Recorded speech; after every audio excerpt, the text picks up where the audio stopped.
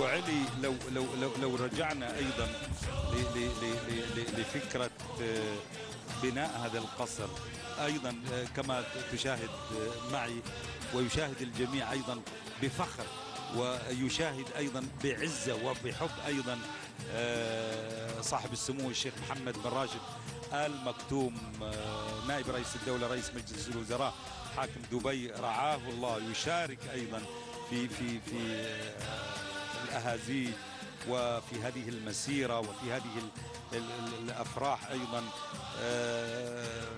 أصبحت يمكن المكان، أصبحت المسيرة عبرة، أصبحت أيضا تاريخ ومعنى.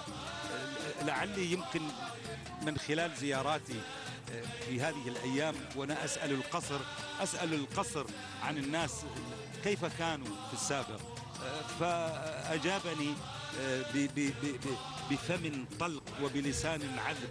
قال لي: الناس هنا يعرفون البحر، يعشقون السفر، يركبون السفين. الناس هنا مع شيوخهم أهل كما هم اليوم، نحن أيضا أبناء